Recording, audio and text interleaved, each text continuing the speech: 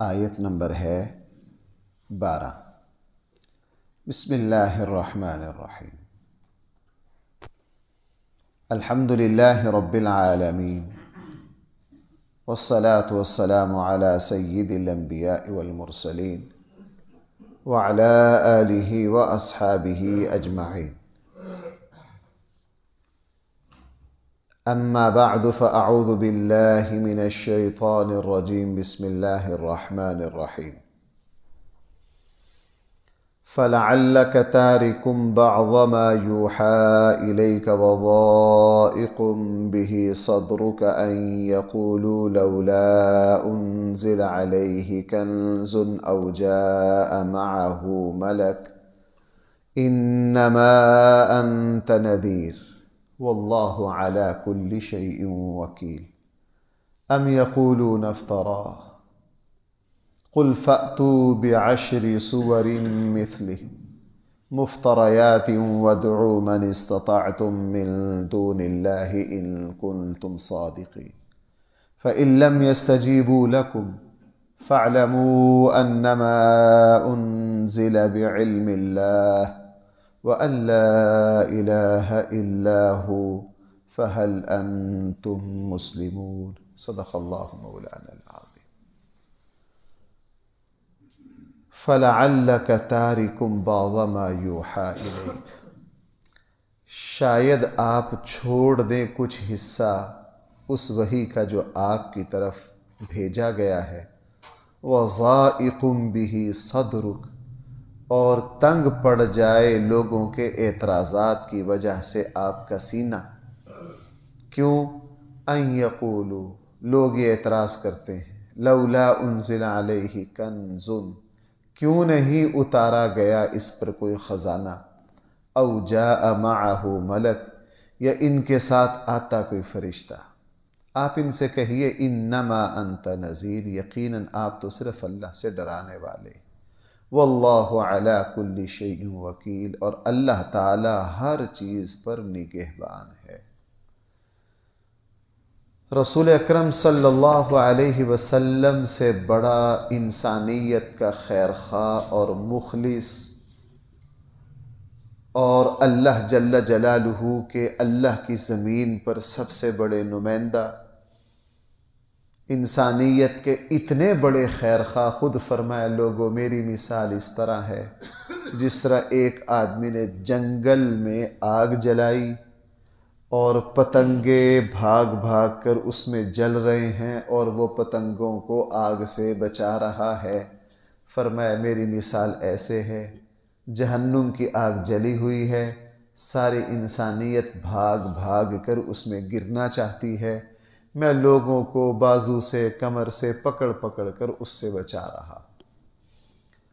رسول اللہ صلی اللہ علیہ وسلم چونکہ اللہ کے سب سے مخلص بندے تھے اور انسانیت کے سب سے بڑے خیر خواہ تھے، لیکن ایسا ہوتا ہے جو بندہ مخلص ہوتا ہے، خیر خواہ ہوتا ہے، اس کو آزمائش بھی بھائی دیکھنی پڑتی، اس کو اعتراضات کا سامنا کرنا پڑتا ہے، اس کو بغیر کسی وجہ کے مخالفتیں دیکھنی پڑتی ہیں، چونکہ جہاں حق ہوتا ہے وہاں شیطانی قوتیں موجود رہتی۔ رسول اللہ صلی اللہ علیہ وسلم جیسا ایسا کردار کہ اللہ کی زمین پر اس سے اعلیٰ کردار کی کوئی ہستی موجود نہیں، اور رسول اللہ صلی اللہ علیہ وسلم کے کردار اتنا اونچا کہ نبوت سے پہلے اللہ کے نبی کو صادق الامین کہنے والے۔ اب رسول اللہ صلی اللہ علیہ وسلم کے اوپر کون کون سے اعتراض کرتے ہیں جن کا کوئی تک ہی نہیں۔ مثلا یہاں دو اعتراض کا ذکر ہے۔ لوگ کہتے ہیں جناب اگر آپ اللہ کے نبی ہو، اللہ کے نمائندہ ہو، تو آپ کے پاس تو دنیاوی مال و دولت نہیں ہے، لولا انزل علیہ کنز، آپ کے پاس کوئی خزانہ کیوں نہیں ہے؟ اگر آپ اللہ کے نمائندہ ہیں، زمین و آسمان اللہ کی ملکیت ہے، آپ کے دائیں بائیں تو سونا چاندی ہیرے جواہرات مال و دولت کے ڈھیر ہونے چاہیے۔ نمبر دو، او جاء معہ ملک، آپ کے ساتھ ہر وقت فرشتے رہنے چاہیے۔ اور یہی بات جب سیدنا عمر فاروق رضی اللہ عنہ کو ایک غلطی لگی تھی کہ جب رسول اللہ صلی اللہ علیہ وسلم کو دیکھا کہ آپ علیہ السلام زمین پر چٹائی پر لیٹے ہوئے ہیں اور کچھ بھی نہیں ہے، تو سیدنا عمر فاروق رضی اللہ عنہ کی زبان سے نکل گیا اور ہمدردی میں نکلا، آنکھوں سے آنسو آ گئے کہ اللہ جل جلالہ نے، آپ اللہ کے حبیب ہیں، آپ کے پاس کچھ بھی نہیں ہے، اور کیسر و کسریٰ کے پاس اللہ نے بہت کچھ دیا ان کو۔ تو رسول اللہ صلی اللہ علیہ وسلم جوش میں آ گئے تھے، اٹھ کر بیٹھ گئے تھے اور کہا ابن خطاب تم ابھی تک کسی غلطی میں پڑے ہوئے ہو، تم ابھی تک اسی غلطی میں پڑے ہوئے ہو۔ اللہ جل جلالہ نے مال و دولت جو ہے وہ اپنے دشمنوں کے لیے رکھا ہے، آخرت میں ان کے لیے کوئی حصہ نہیں رکھا، اور خود یہ بتا دیا کہ جو اللہ کے مخلص بندے ہوں گے، ظاہر ہے ان کو دنیاوی اعتبار سے کمزوری، بے بسی دیکھنی پڑے گی۔ ہمارے آقا صلی اللہ علیہ وسلم ساری زندگی کافروں کے اعتراضات کے سامنے کرتے رہے، ان کے الزامات کا سامنا کرتے رہے، اور رسول اللہ صلی اللہ علیہ وسلم کے اپنے ساتھیوں میں دائیں بائیں بڑے بڑے غرباء، بڑے بڑے کمزور اور محتاج، رسول اللہ صلی اللہ علیہ وسلم ان کے دکھ درد بھی دیکھتے رہے، اس کو برداشت بھی کرتے رہے۔ اس لیے قرآن نے یہاں فرمایا کہ نبی جی شاید آپ ان لوگوں کے اعتراضات سے تنگ پڑ جائیں، اور یہ قرآن کے جس حصے پر آپ کے دین کے جس حصے کو پسند نہ کریں، شاید آپ اس کو چھوڑنے پر تیار ہو جائیں، لیکن آپ ان باتوں سے پریشان نہ ہوں۔ آپ کا کام ان کو اللہ سے ڈرانا ہے، آپ نذیر ہیں، اللہ کے نبی ہیں، آپ اپنے فرائض انجام دیتے رہیں، باقی ان کا معاملہ وہ ہمارے اوپر چھوڑ دیجئے، چونکہ وکیل ہم ہیں، نگہبان ہم ہیں، ہمیں پتہ ہے کیا ہو رہا ہے۔ آپ کا کام صرف اور صرف اللہ تعالیٰ کے آپ کے ذمے جو فرائض ہیں، آپ کا کام کیا ہے، ان کو ادا کرنا ہے۔ اس لیے فرمایا فَلَعَلَّكَ، شاید آپ تارکن چھوڑ دیں بعض ما یوحیٰ الیک، وحی کا کچھ حصہ جو آپ کی طرف بھیجا گیا ہے، وَضَائِقٌ بِهِ صَدْرُكَ، اور اس کی وجہ سے آپ کا سینہ تنگ پڑ جائے۔ بھائی جب رسول اللہ صلی اللہ علیہ وسلم جیسی ہستی لوگوں کے اعتراضات سے متاثر ہوتی ہو تو پھر بھائی ہماری تو کوئی حیثیت ہی نہیں ہے۔ یہ باتیں، یہ آیتیں ان لوگوں کے بہت کام کی ہیں۔ سچی بات یہ ہے جو دین کے خادم ہوں، جو دین کے داعی ہوں، جو اللہ کی رضا کے لیے دین کی سربلندی کی کوشش کرتے رہوں، جو اسلام کی خدمت میں لگے رہے ہوں، اس آیت کا تعلق ان لوگوں سے ہے۔ یہ ان یقولوا، یہ کیا اعتراض کرتے ہیں، لولا انزل علیہ کنز، اس نبی، اگر یہ نبی ہے تو اس پر خزانہ کیوں نہیں اتارا گیا، او جاء معہ ملک، اس کے ساتھ فرشتے کیوں نہیں ہیں۔ آپ ان سے کہیے انما انت نذیر، آپ کیا ہیں، صرف اللہ سے ڈرانے، میں نبی ہوں، واللہ علی کل شیء وکیل، باقی اللہ تعالی ہر چیز پر نگہبان ہے۔ ام یقولون افترا، اے نبی جی یہ آپ پر یہ اعتراض بھی کرتے ہیں لوگ، یقولون کا ترجمہ میں اعتراض کر رہا ہوں، یہ لوگ یہ بھی اعتراض کرتے ہیں افتراہ، کہ اس قرآن کو اس نے خود گھڑ لیا ہے۔ اللہ کے نبی صلی اللہ علیہ وسلم کو کیا کہتے تھے، کلام خود بنایا ہے، منسوب کس کی طرف کر دیا ہے، اللہ کی طرف، توبہ نعوذ باللہ۔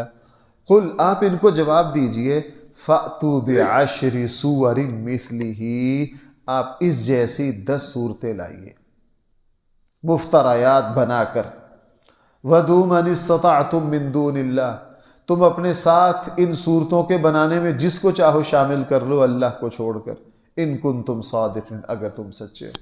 ابھی پچھلے پارے میں آیا تھا کہ تم اس جیسی ایک صورت لاؤ، وہاں میں نے 2-3 درس مسلسل ابھی دیے تھے کہ قرآن کریم میں ایسی کون کون سی خوبیاں ہیں جن کی وجہ سے اس کلام کی نقل اتاری نہیں جا سکتی۔ پوری دنیا اس سے عاجز ہے، پوری دنیا کیا ہے، اس سے عاجز ہے۔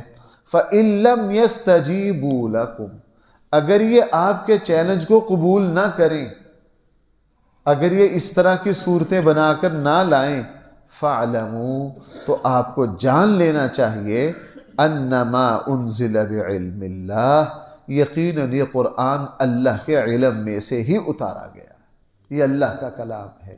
یہ کس کا کلام ہے؟ یہ اللہ کا کلام ہے۔ اصل میں رسول اللہ صلی اللہ علیہ وسلم بعض دفعہ ٹوٹ جاتے، آپ کا دل زخمی ہو جاتا، آپ کا دل کیا ہو جاتا؟ زخمی ہو جاتا۔ میں نے عرض کیا جو جتنا بڑا مخلص ہوگا، خیر خواہ ہوگا، اس کو اتنا ہی تکلیفیں، آزمائشیں دیکھنی پڑیں گی۔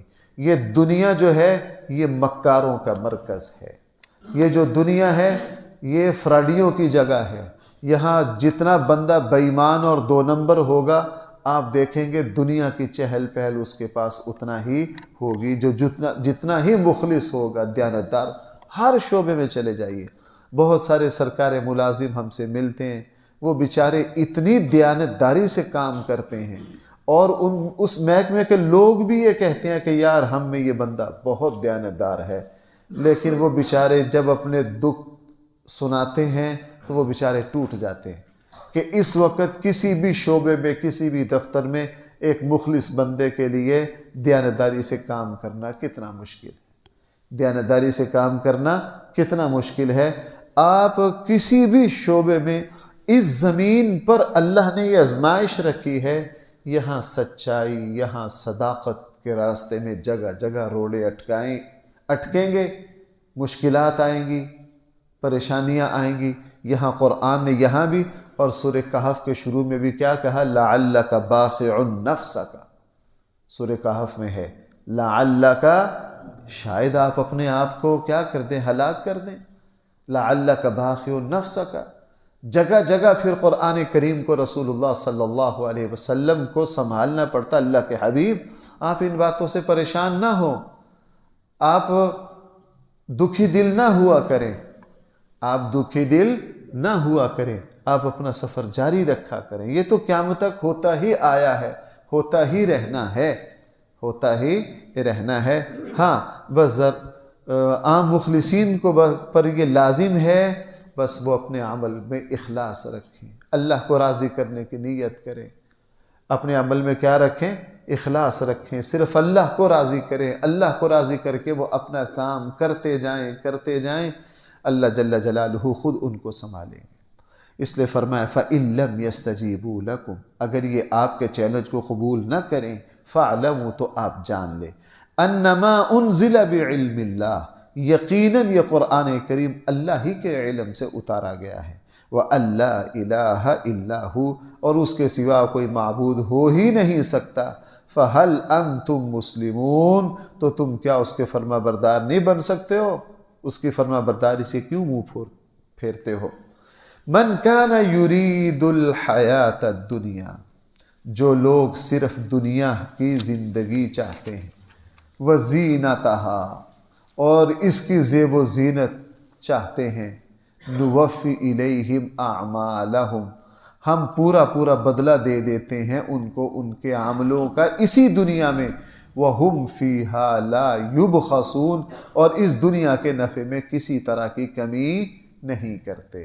اولئک، یہ وہ لوگ ہیں، الذین لیس لہم فی الآخرۃ الا النار، ان کا کوئی حصہ نہیں ہے آخرت میں سوائے آگ کے۔ بھئی آپ سن رہے ہیں؟ ان کا کوئی حصہ نہیں ہے آخرت میں سوائے، وَحَبِطَ مَا صَنَعُوا، وہ بیکار ہو جائے گا جو کچھ انہوں نے دنیا میں کیا، وَبَاطِلٌ مَا كَانُوا يَعْمَلُونَ، اور ان کے سارے عمل کیا ہو جائیں گے؟ بیکار۔ اس آیت میں کیا فرمایا؟ جو لوگ صرف دنیا ہی کی زندگی چاہتے ہیں، یہیں کا پیسہ، یہیں کی مال و دولت، یہیں کی عیاشیاں، یہیں کی زیب و زینت چاہتے ہیں، آخرت کو مانتے نہیں، آخرت کے لیے کچھ کرنے کے لیے تیار ہی نہیں، فرمایا نوفی الیہم اعمالہم فیہا، ہم ان کے سارے عملوں کا بدلہ ان کو بھائی کہاں دے دیتے ہیں؟ دنیا میں ہی دے دیتے ہیں۔ ہمارے آقا صلی اللہ علیہ وسلم نے صحیح مسلم میں حضرت انس رضی اللہ عنہ سے روایت ہے، حضرت انس فرماتے ہیں میں نے نبی کریم صلی اللہ علیہ وسلم کے فرماتے ہوئے سنا، آپ نے فرمایا کہ جو مسلمان اللہ کے لیے عمل کرتا ہے اللہ تعالیٰ اس کا صلہ اور بدلہ اس کو دنیا میں بھی دیتے ہیں اور آخرت میں بھی دیتے ہیں۔ اگلی بات فرمائی کہ جو ریاکار اور کافر اپنا جو بھی عمل کرے گا دنیاوی برکتیں سمیٹنے کے لیے، اللہ تعالیٰ اس کو ساری برکتیں دنیا میں دیں گے۔ اس لیے بھائیو، جتنے کافر اللہ کے لیے نیک عمل کر رہے ہیں، اللہ تعالیٰ ان کو ان کا صلہ کہاں دے رہے ہیں؟ دنیا ہی میں دے رہے ہیں، دنیا ہی میں دے رہے ہیں۔ اللہ جل جلالہ فرمائے آخرت میں ہمارے پاس ان کے لیے کچھ ہے۔ اور علماء نے اس آیت کو کافر نیک عمل کرنے والوں کے لیے بھی اس آیت کو قرار دیا ہے، اور ریاکار مسلمانوں کے لیے بھی اس آیت ہی کو قرار دیا ہے کہ اس آیت میں وسعت ہے۔ وہ لوگ جو ریاکاری کے لیے کچھ کریں گے، بھائی ان کو بھی ان کے عملوں کا صلہ یہی ملے گا، آخرت میں ان کو کچھ نہیں ملے گا۔ جیسے وہ صحیح بخاری میں ہے یا صحیح مسلم میں ہے، ان دونوں میں ضرور ہے، میں اب یقین سے بھول رہا ہوں، شاید یہ روایت بخاری کی ہے یا مسلم کی ہے صحیح ہے۔ ان میں رسول اللہ صلی اللہ علیہ وسلم نے کیا فرمایا؟ ایک شہید کو لایا جائے گا، اس سے پوچھا جائے گا کیا کیا ہے، وہ بڑا حوالہ کہ جی میں نے یوں کیا، اپنی جان کا نذرانہ پیش کیا۔ اس میں الفاظ اللہ فرمائیں گے تو نے جس کام کے لیے دنیا میں کیا وہ ہو چکا، وہ تو نے واہ واہ کے لیے کیا، واہ واہ تجھے مل چکی دنیا میں، تمغے تجھے دنیا میں مل چکے، اعزازات تجھے دنیا میں مل چکے۔